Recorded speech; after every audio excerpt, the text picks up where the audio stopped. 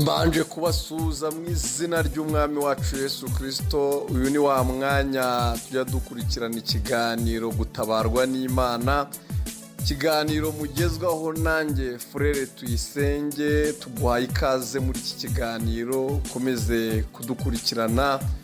Amahoro, ubuntu bw'umwami wacu Yesu Kristo bigomeze kwima muri weho mu mutima wawe, kandi Imana ikomeze kukugirira neza, Imana ikomeze kugutabara no kukwambika izindi mbaraga.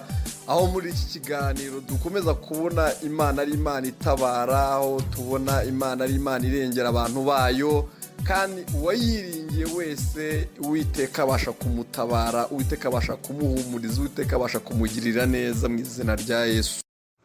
Mbahaye ikaze muri iki kiganiro isaha yo gutabarwa n'Imana. Mbanje kubaramutsa mu izina ry'umwami wacu Yesu Kristo, mbifuriza amahoro ya Kristo, ubuntu bibonerwa mu mwami wacu Yesu Kristo. Imana ikomeze kuba mu ruhande rwanyu no kubagirira neza. Uyu ni umunsi Imana yaturemeye kugira ngo tunezererwemo, kugira ngo tubashe gushima Imana, tubashe kuyiramya, tubashe kuyihimbaza. Hariho benshi baba batabashije kugeza kuri uyu munsi, atari uko bitwaye nabi, atari uko bacumuye, atari uko bakoze ibyaha, atari uko bahemutse cyane kurusha abandi ku isi, ahubwo ariko ubwo umugambi w'Imana, ariko ko igihe cyabo cyo kuba ku isi kiba cyarangiye, kuko tubona ko ubuzima bw'umwana w'umuntu buba mu kiganza cy'Uwiteka. Rero njye nawe tugihumeka umwuka w'abazima, nyemerera dushima Imana muri iki gitondo, tuyihimbaze, aho tugiye kuganira ijambo ry'Imana. Umutwe w'amagambo nawise ngo kwizera Imana mu bihe bigoye, cyangwa gukorera Imana mu bihe biruhanije cyane. Aho tugiye gusoma ijambo ry'Imana riri mu gitabo cy'Abami ba mbere ibice 17. Turahera ku murongo waho wa mbere. Imana ishimwe cyane kandi ihabwe icyubahiro. Reka dusome mu izina rya Yesu. Abami ba mbere ibice 17 ku murongo waho wa 8. Ijambo riratubwira ngo bukeye ijambo ry'Uwiteka rimugeraho riti, haguruka ujye Iserafati haba Sidoni, aba ariho uba hari umugore w'umupfakazi niwe ntegetse kugutunga. Nuko arahaguruka ajya Iserafati. Ageze ku irembo ry'umudugudu ahasanga umugore w'umupfakazi atoragura udukwi. Eliya aramuhamagara aramubwira ati, ndakwinginze nzanira utuzi two kunywa mu gacuma. Nuko ajya kuyazana. Akigenda aramuhamagara ati, ndakwinginze unzanire n'agatsima mu ntoki. Wa mudamu aramusubiza ati, nkurahiye Uwiteka Imana yanjye ihoraho, nta gatsima mfite keretse urushyi rw'agafu nsigaje mu giseke n'uturanguzwa tw'amavuta mumpereze. Ubu dore ndatoragura udukwi 2 kugira ngo nsubire mu nzu ntivugire n'umwana wanjye ngo tukarye twipfire. Umurongo wa 12 reka tuwusubiremo. Nawe uwo mudamu ngo aramusubiza ati, ndakwinkwurahiye Uwiteka Imana yawe ihoraho, nta gatsima mfite keretse urushyi rw'agafu nsigaje mu giseke n'uturanguzwa tw'amavuta mu mperezo. Ubu dore ndatoragura udukwi 2 kugira ngo nsubire mu nzu ntivugire n'umwana wanjye ngo tukarye. Imana yacu ishimwe cyane. Ijambo ry'Ikinyarwanda bakoresheje kuvuga umutsima. Ab'iki gihe bavuga gusonga agatsima cyangwa gusonga ubugari. Hari igihe basoma ibitabo byagiye bisobanurwa mu bihe bya kera, ugasanga iyi mvugo kuvuga nkivugire ngo nsigaje agafu gake, ngo nkivugire tukirire n'umwana wanjye niturangiza twipfire. Nanone reka dusome ijambo ry'Imana mu gitabo cya Yobu ibice 2 umurongo waho wa 9. Tugikomeza amagambo y'Imana. Yobu ibice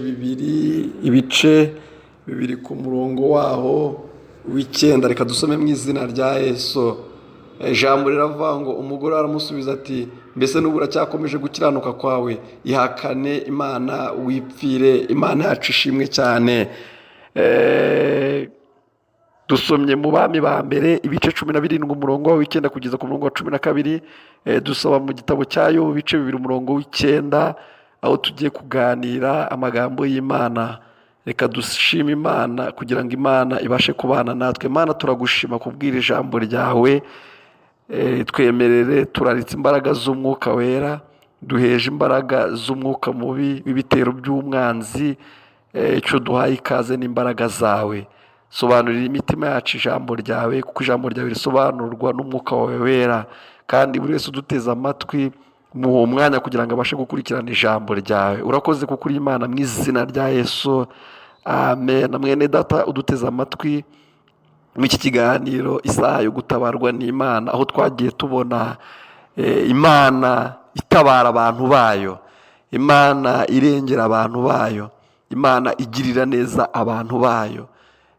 Abantu benshi ntabwo twasobanuriwe Imana, nta nubwo twayigishirijwe. Abenshi twagiye tugendera mu marangamutima, ariko abenshi ushobora kumubaza ngo Imana ninde, cyangwa Imana ni iki, cyangwa iteye ite, imeze ite.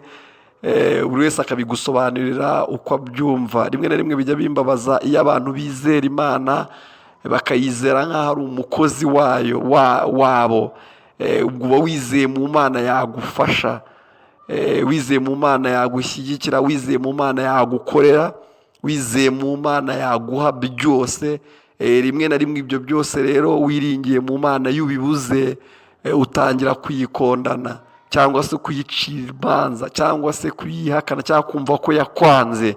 Ariko mwene data, nagira ngo ngutangarize ko ari ubuyobe bukomeye cyane.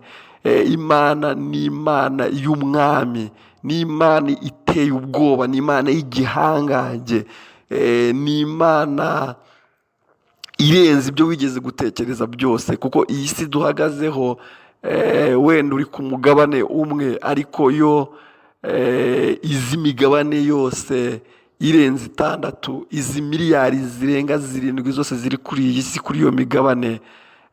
Reba igihugu cyacu nubwo bavuga ngo ni gitonya, ariko njye nawe harimo abatarakigenda ngo tukirangize. Iburasirazuba bwacyo, uburengerazuba, amajyepfo n'amajyaruguru n'umujyi wa Kigali byonyine kubigenda ibi birometero ubuso 23, tuvuga ko ari gato cyane, ariko harimo benshi baba babayeho n'imyaka irenga na 70 atarahazenguruka. Rero tekereza isi mwene data n'ubuso ifite ukuntu bungana. Isi iriho miliyari zirenga 7, kandi abo ni bake cyane ku buso bw'isi ifite.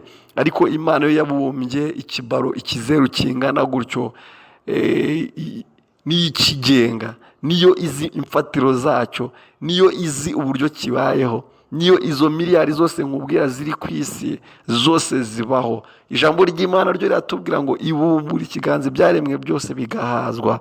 Aho rero iri jambo umutwe w'amagambo twavuze ngo kwizera Imana mu bihe bigoye, cyangwa gukorera Imana mu bihe bigoye. Mwene data, tuvuze mu Bami ba mbere ibice 12 umurongo wa 8 kugeza ku murongo wa 12, no muri Yobu ibice 2 umurongo wa 9. Tubonye aha mu Bami tubona umukozi w'Imana Eliya.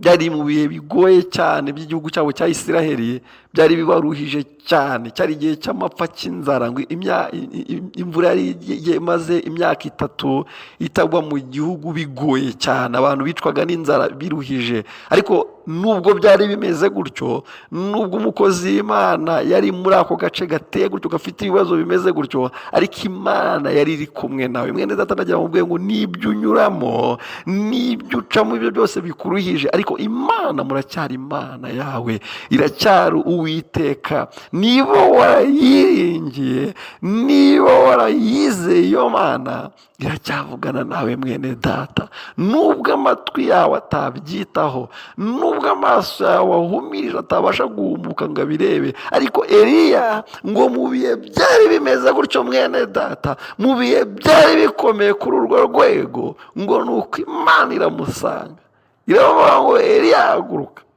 nubwo bimeze gutya ngo wari uwo negetse kugutunga, nawe mu buzima unyuramo no mu biwucamo nubwo bimeze gutya, ariko Imana imibereho yawe iracyayizirikana mwene data. ngo nuko aragenda ageze ngo ku irembo ry'umudugudu, umukozi w'Imana Eliya ngo yitegereze umudamu ngo yari gutoragura udukwi tubiri, niko yatwibwiriye mu ijambo ry'Imana. ngo yaramubwiye ngo yewe mada, wamaye utuzi mu gacumu. umugabo w'Imana inyota yayimye, ariko si inyota gusa n'inzara nawe yari imugeze. ngo arangije aramubwira ngo iby'isahani simbikeneye, n'ibyo ku meza simbikeneye. ngo ese nyuma yo kunzanira ayo mazi ngo muhamagara ageze mu ntera, ngo aramubwira ngo unzanire n'agatsima ku ntoki, kuko ninya gutegereza ngo utegure ameza, ninya gutegereza ngo unzanire ku isahani, inzara iraba yanampitanye. Imana yacu ishimwe cyane, kandi Imana yacu ikomeze kutugirira neza. ngo nuko umudamu aravuga ngo nkora y'Uwiteka Imana yawe ihoraho, ngo rwose dusigaranye agafu gake, ngo kandi n'utuvuta tuturanguzwa, ngo nimuratoragura udukwi tubiri turangiza dusonga ako gatsima tukavuge, tukirire n'umwana wanjye, nta kindi dusigaje, ubundi niturangiza twipfire. Imana yacu ishimwe cyane, kandi Imana yacu igira neza. ngo nuko umukozi w'Imana ngo aramubwira ngo nyuma yo kubunzanira amazi, mbabarira imibare yanyu mufite byose simbyitayeho, njye mvugira akanjye, kuko niba wowe ufite umugambi wo gupfa, ariko njye banza unyihera akanjye, ndacyakeneye kubaho. umudamu bigaragara ko yari umukozi w'Imana, yari umuntu wizera Imana, kandi ngo yari umukiranutsi. ngo nuko ngo aragenda mwene data, ibaza utwo tuntu yari asigaje two kuba ako gafu yagasonga akarya n'umwana we, ariko abonye umukozi w'Imana, abonye umugabo wigendera atazi amateka ye, ngo aragenda amusongera akaramuzanira. umugabo arabanza arakarya, ngo arahembuka, yuzura umwuka we, atangira guhanura. Imana yacu ishimwe cyane, kandi Imana yacu itugirire neza mwene data. mwene data, nubwo waba uri kunyura mu bihe bikugoye, nubwo waba uri kunyura mu bihe biremereye, nubwo waba uri kunyura mu bihe biteye ubwoba, ariko komeza kwizera Imana, komeza kwiringira Imana. aha twabonye muri Yobu ibice 2 umurongo waho w'9, twese twasomye amakuru ya Yobu, ibihe yanyuzemo n'umudamu, kugira n'ubwo umudamu apfa, ariko ngo umudamu mbere yo kugira ngo agende, ngo abwira Yobu, aravuga ngo arya n'ubu uracyakiranutse, uracyakunze Imana yawe, wayihakanye ko n'ubundi byakurangiriye ukipfira. ariko Yobu arumirwa cyane, kuko ntabwo yari yarigeze kubona umuntu nk'uwo w'umupfapfa mu buzima bwe. aramusubiza ngo ese tubona ari byiza mu kiganza cy'Imana, ibibi nibitugeraho tuyitera umugongo. Imana yacu ishimwe cyane, kandi Imana yacu ikomeze kutugirira neza mwene data. iyo ni Imana nziza, kandi ni Imana ikomeye. naho umuririmbyi we yuzuye umwuka wera yaravuze ngo ese ko mbona urugendo rukomeye kandi rugiye kundushya. hari igihe umwana w'umuntu anyura mu bihe by'ubuzima bumugoye, anyura mu bihe by'ubuzima bimuruhije cyane, ariko Imana ni Imana twabonye uwayiringiye, ibasha kohereza ihumure, ibasha kuzana ubutabazi, ibasha gutanga imbaraga, kuko ni Imana itabara mwene data, ni Imana igira neza, ni Imana igira impuhwe, ni Imana igira imbabazi. igihe twageze mu bihe bidukomereye by'ubuzima, mwene data, ntukajye utererana Imana yawe, ntukajye wumva yuko yego wabaho kubw'umugambi wawe n'ubuntu bwayo, ariko nawe gundagurana n'ubuzima, izere Imana ifite icyo yaguhaye nubwo itakiguha, kubera yuko hari n'urujijo ruba mwinshi. akenshi uzasanga abantu bari no kuri iyi si babakira cyangwa bafite ubutunzi, usanga niyo nzira y'Imana n'iby'Imana nta hantu bahuriye nabyo mwene data. bivuze yuko rero inzira y'ubuzima bwacu bw'imibereho niyo gukurikira Imana, ari inzira ebyiri zigize gute, zitandukanye kandi zidafite n'aho zihuriye. yego zashyigikirana, ni byiza gukorera Imana, hari ubutunzi, hari amafaranga yayaguhaye byiza, ariko Bibiliya yatubwiye ngo byuka wa munyabutebe, sanga ikimonyo ukigireho mwene data, urebe ibyo gikora, ukitegereze n'ukuntu kibyuka kare kizindutse, cyarangira avuga ngo uyu munsi hari izuba ryinshi, reka nubake kugira ngo nugame, cyarangira avuga ngo dore imvura igiye kugwa, ngo kikinjiza ibyo kizarya mu bihe by'ubukonje, mu bihe bizaba bigoranye, ari ikimonyo cy'intege nke. Umwana w'umuntu rero nawe akwiye gukoresha imbaraga uko byagenda kose. Rero hari igihe byanga, agashakisha, agakubita hepfo, agakubita hino, bikanga, akiyambaza umuryango we, bakamutererana. Bibiliya iravuga ngo umukene bazamwanga, ari abavandimwe bavukana bakamwanga, ari abaturanyi bakamwanga. Mwana uwo muntu, usibye kwiringira Imana yonyine, usibye kuyihanga amaso, akayiringira, akayizera, akayamagara kugeza ubwo izamutabarira. Nubwo ubwo butabazi buba butaraza, ukagomeza wiringiye Imana, wikwemera umugambi wa Satani n'ijwi rya Satani n'ibitero by'umwijima, ko bikumvisha ko Imana yakwanze, ko bikumvisha ko Imana yakuretse, ko bikumvisha ko Imana yagutaye. Oya,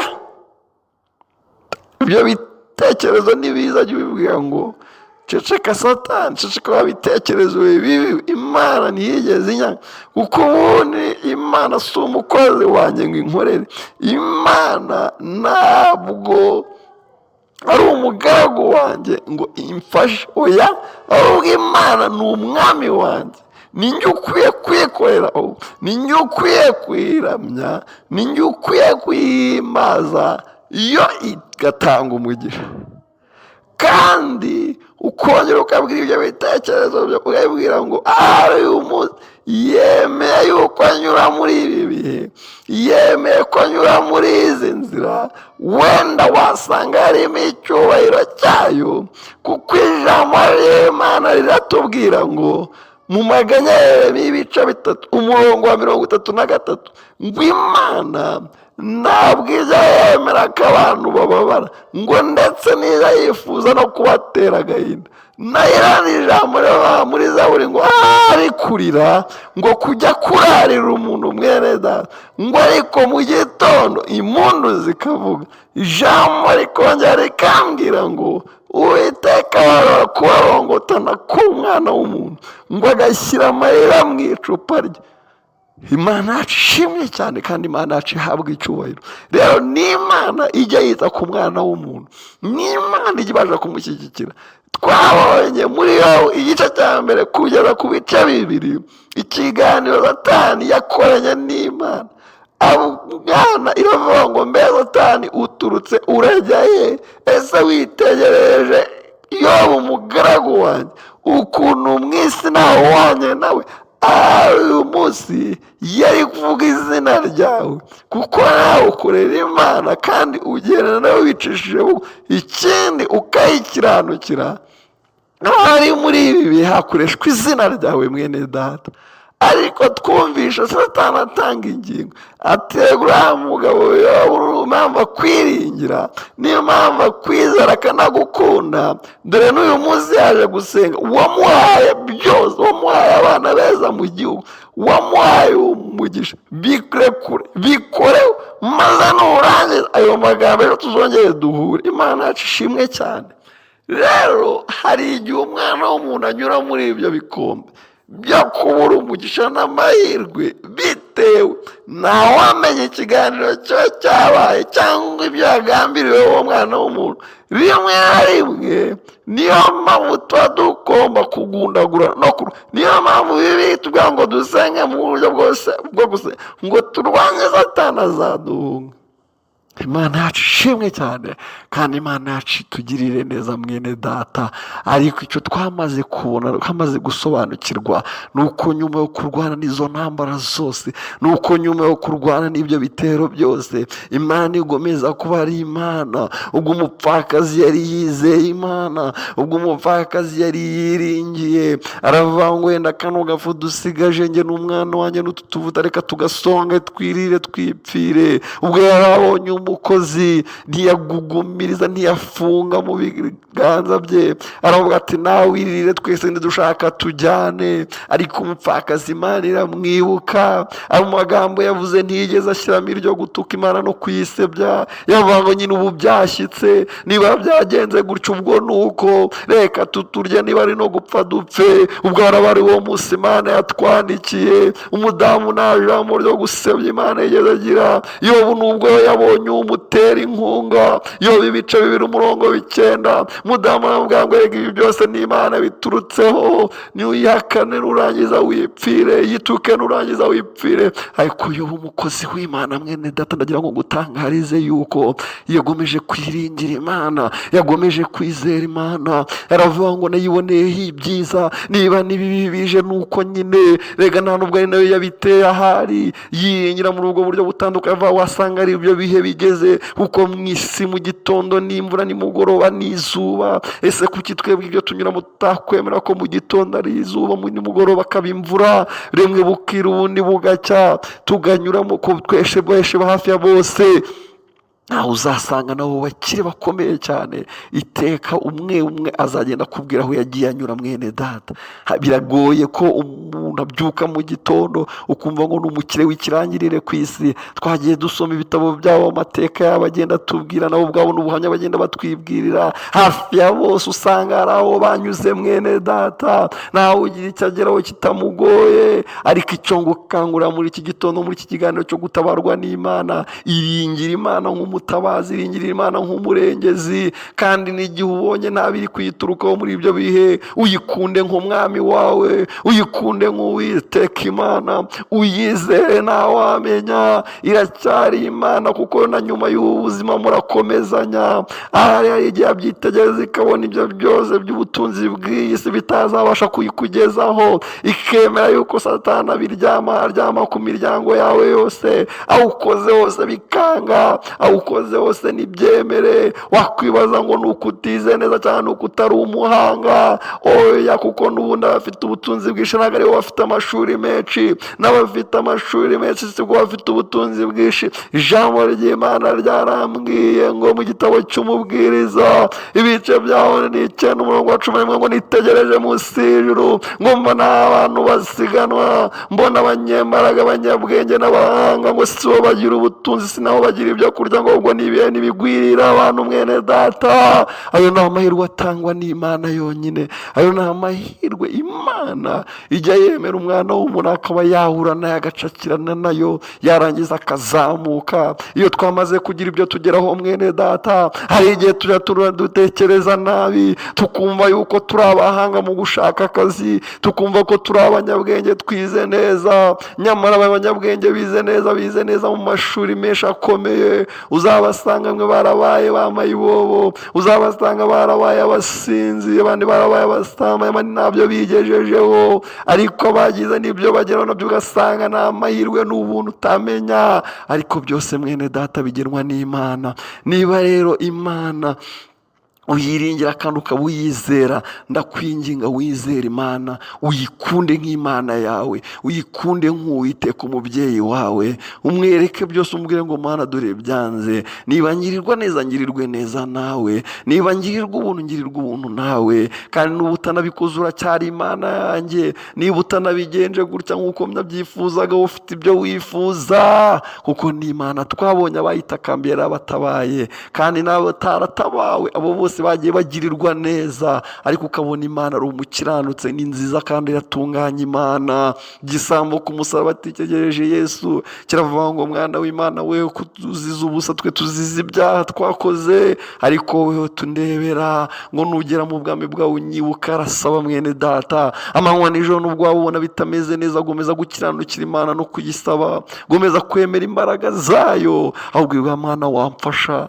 Mana wamfasha, bizarangira igufashije. Yesu yatanze urugero atubwira muri Luka 18 aho twerekaga uriya mupfakazi, nk'umupfakazi aragenda ngo asanga umucamanza, ngo hari umuntu wamurenganyaga uwo mupfakazi, ngo mu gitondo akajya ngo ndengera umucamanza bati genda niba nta ruswa ufite ntungarukira aha, ngo ariko nimugoroba umudamu akongera akagaruka, ngo nuko abikora inshuro nyinshi cyane, ngo aratitiriza. Mwene data nawe titiriza, gomeza guhamagara Imana, umunsi umwe izakwibuka. Yobu yagomeje ngo kwiringira Imana, Yobu yagomeje kwizera Uwiteka, aravuga ngo nubwo bimeze gutya, bigera ubwo ibyo yatunze byose biragenda, n'abana n'umugore, bigera nubwo n'umubiri nawe utangira kugenda ukajya yishimisha urujyo, ariko ndagira ngo utangarize yuko Imana yaje kumenya yuko umugabo yagomeje kuyiringira, kandi umugabo ko ibyo yigeze gutunga yakundaga Imana byihari cyangwa bidahari. Mwene data, Imana ikeneye abantu bayikunda batunze cyangwa badatunze,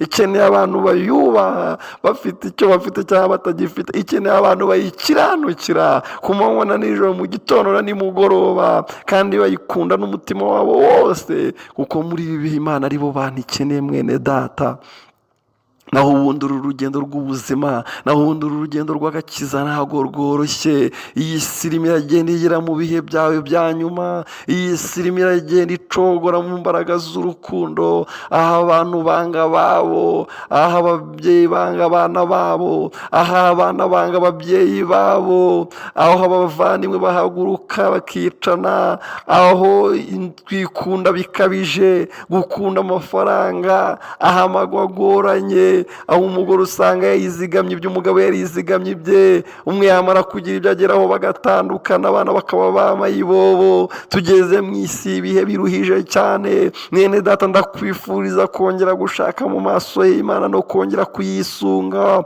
kuko usibye n'uyu mubiri Imana yo yita no ku bugingo. Nyuma y'uyu mubiri wo kuwerekeza aho tuzawujyana tukawurambika tugashyiraho itaka bikibagirana, ku mwuka wawe uzaba ugiye guhura n'Imana.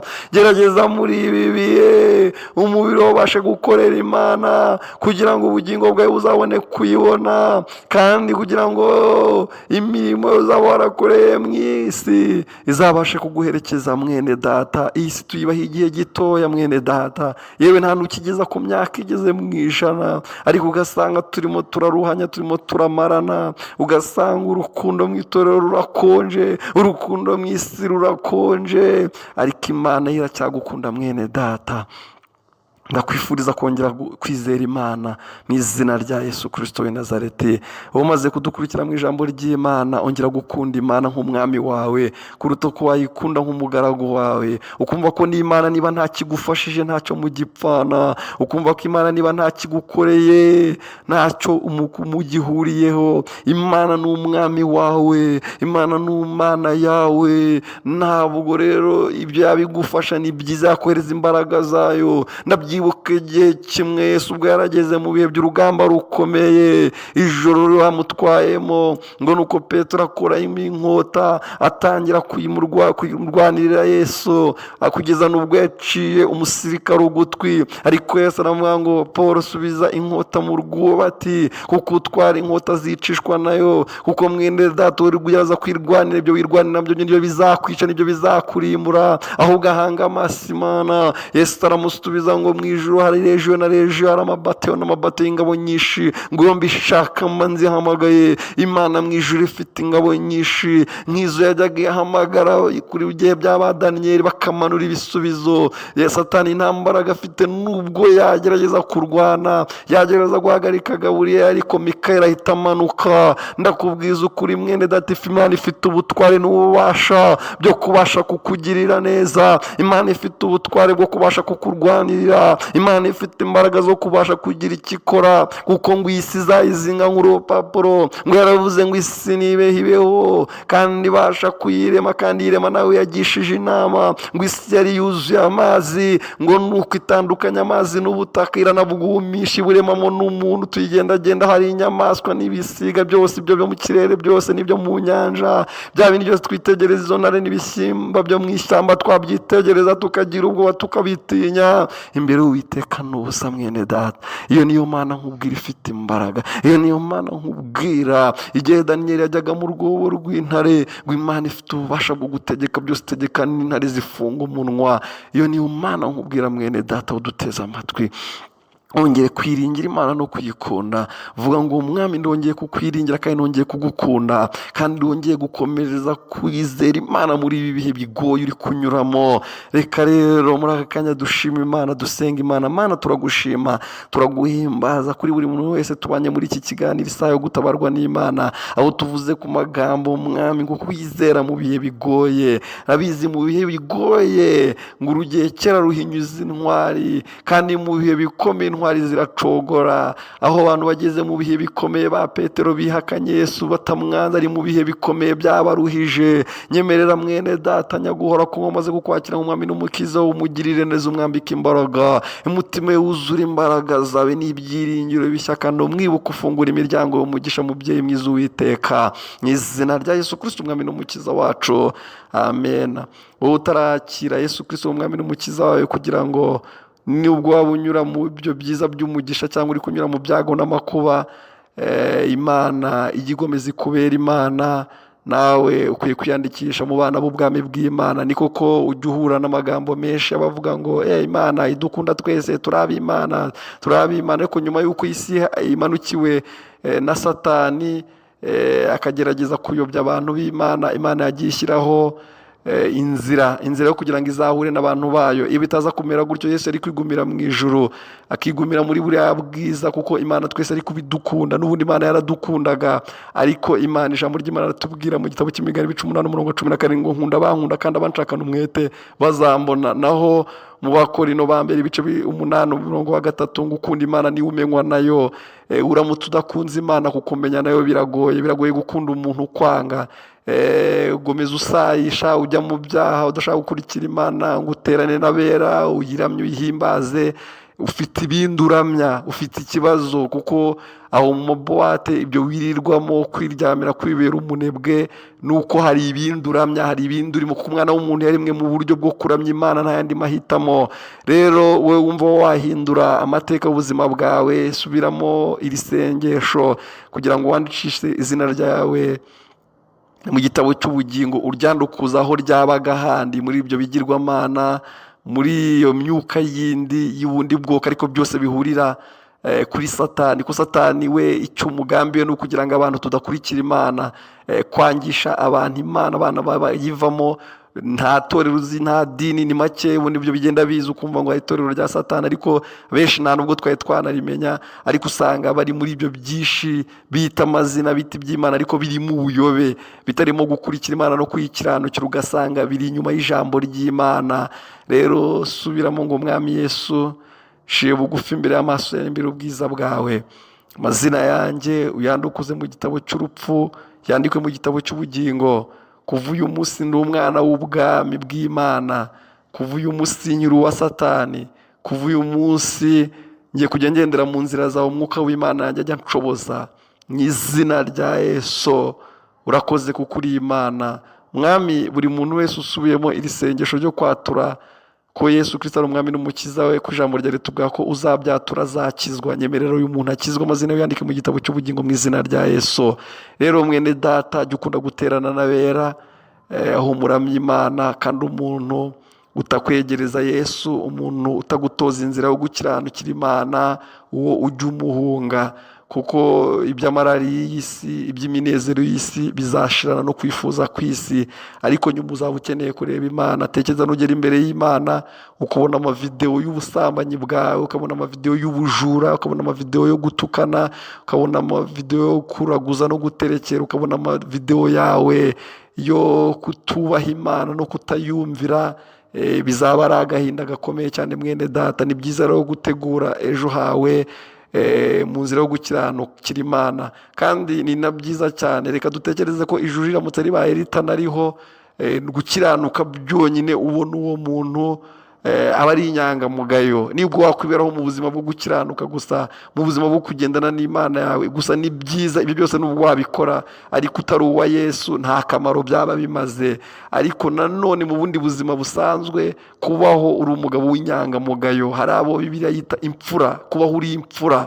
Ibyo rero nta kindi kibizana ni ukwiyemeza no gutanga igitambo cy'umubiri wawe. Ibyo abandi bagiyemo ukabyiyima, mu by'ukuri icyaha kiraryoha, ukabyiyambura, ukemera, ugasharirwa. Aho kwiba ntiwibe, aho gutukana ntutukane, aho kubeshyera bagenzi ntubabeshye, mbese gukiranuka muri rusange.